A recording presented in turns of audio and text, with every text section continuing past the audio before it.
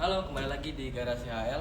Hari ini gue bakal bahas mainan baru, tapi bukan Vario ini ya, karena Vario ini udah ada di 3 video sebelumnya. Yang bakal kali ini gue bahas adalah mainan yang lumayan sedikit lebih tua lagi umurnya daripada Vario ini. Oke.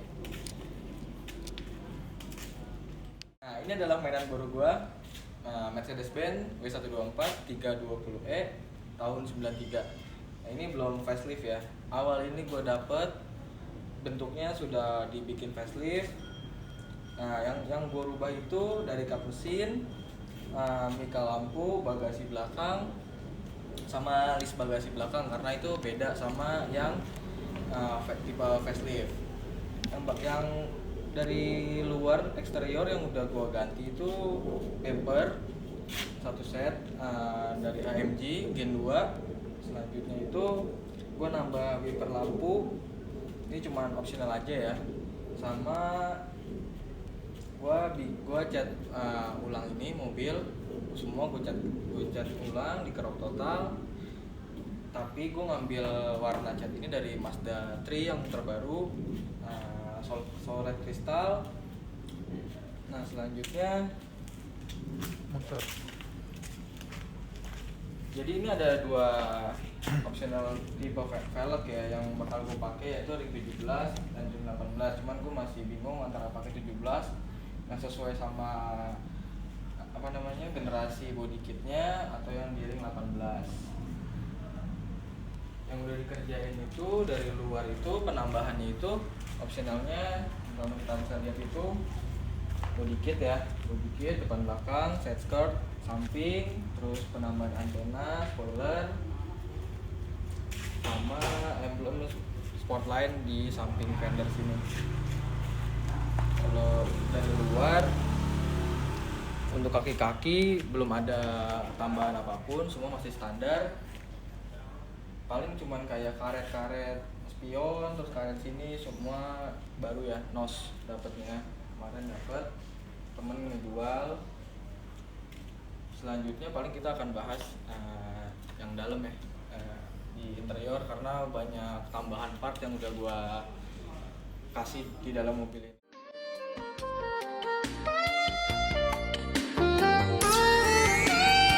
I got a bullet with your mind, tip, so close your eyes as I stick this rock between your lips. I got a bullet with your mind, tip, so close your eyes.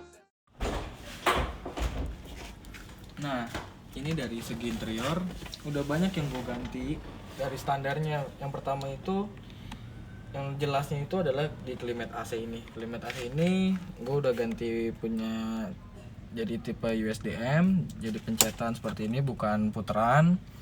Nah, selanjutnya itu ada di switch ini. Standarnya itu hanya lampu, headrest belakang, pemanas kaca, sama kray belakang. Nah, tambahannya itu banyak, ada di jok sama di tambah-tambahan seperti kayak buat buka bagasi belakang, tinggal dipencet. Nah, dan itu kebuka. Selanjutnya ada tambahan kayak ini, switch buat ortopedik. Jadi pengaturan joknya itu dia bisa diatur, bisa mengembang atau enggak. Nah, di dalam kanan kiri. Untuk di kanan, di jok kanan itu gua tambah heater seat, dan ini aktif, pencetannya di sini. Cuman gue bikin 2 pencetan karena kemarin gue nggak dapet buat kanan kiri. Dan ini nos, gue beli nos baru sama modulnya, tinggal gue nyari monitornya ada di sini buat pengatur suhu, kedua suhu. Cuman gue belum dapet sampai saat ini. Barangnya kemarin ada, cuman monitornya nggak tulisannya nggak jelas ya, takutnya nggak bisa dipakai, makanya gue masih nunggu buat dipasang ke sini. Paling penambahan selanjutnya itu yang nggak ada di bawaan mobil standar itu adalah seperti ini, central lock, antena. Kalau ini gue fungsikan switch headlamp ini buat ke fog lamp ya, fog lamp. Jadi gue nggak nyambung ke headlamp, ada sendiri. Yang itu ada di bumper bawah, cuman gue belum pasang headlampnya. nggak begitu banyak perubahan. Yang paling yang selanjutnya itu yaitu setir gue masih belum satu tuner ya, masih pakai punyanya tuner Lorinser, bahannya wood Zebrano, selaras sama wood panel yang ada di dalam mobil ini. Dan mobil ini interiornya semua full biru ya, blue, sampai karpetnya semua blue. Dan di dalam ini sudah full perdam sekitar 30-an lembar ya, kemarin gue pasang. Jadi menambah kekedapan sama nggak terlalu panas ya buat dari dalam kabin. Nah, mobil ini yang uniknya itu semua box sikring itu sudah di dalam. Jadi semua yang ada di engine bay itu udah di wire tuck. Makanya gue pindah di sini.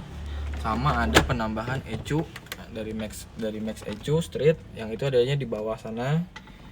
Di bawah kaki penumpang sebelah kiri. Gue taruh di situ. Nah, paling penambahan satu lagi adalah telepon mobil. Ini dari Nokia dan ini NOS ya. Ini old stock, baru. Dan ini nggak berfungsi karena ini masih bersifat AMPS bukan GSM. Jadi hanya buat pajangan aja.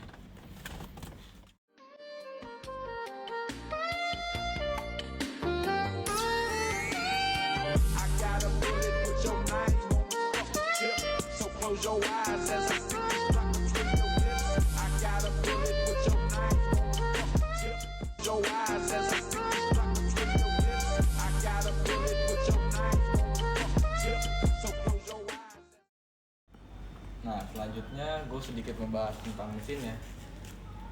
Banyak air nih.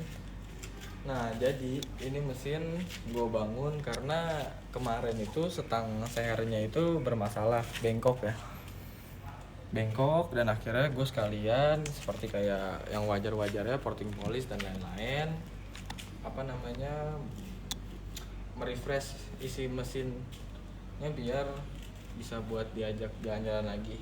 Tapi yang sedikit perubahannya itu ada di intake-nya sama di throttle bodinya. Gue udah nggak pakai standar, jadi ini bawaannya 350 di tipe mesin M104, dan throttle bodinya itu udah individual. Jadi kayak udah yang diatur dari ECU, udah nggak pakai standarnya.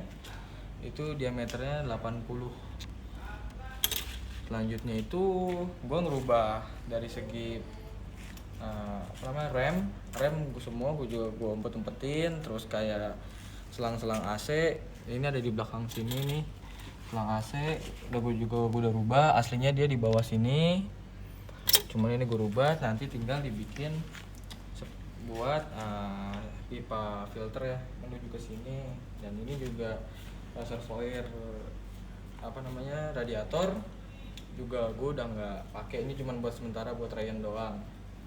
Nah, tapi masalahnya ini ada di gue belum harus bikin exhaust baru karena gue udah pakai sensor O2, yang dimana kalau mau nyeting ECU itu dia harus pasang sensor O2 biar kayak mobil-mobil baru. Jadi udah nggak pakai Hermes dan lain-lain. Jadi semuanya kayak aki itu juga gue pindah ke bagasi belakang, udah nggak di depan. Jadi di depan itu hanya clean, dan ini juga belum gue rubah pipa bensin karena masih Ryan dan masih bolak-balik buat ke bengkel. Jadi gue masih sementara pakai itu, belum diumpet-umpetin juga.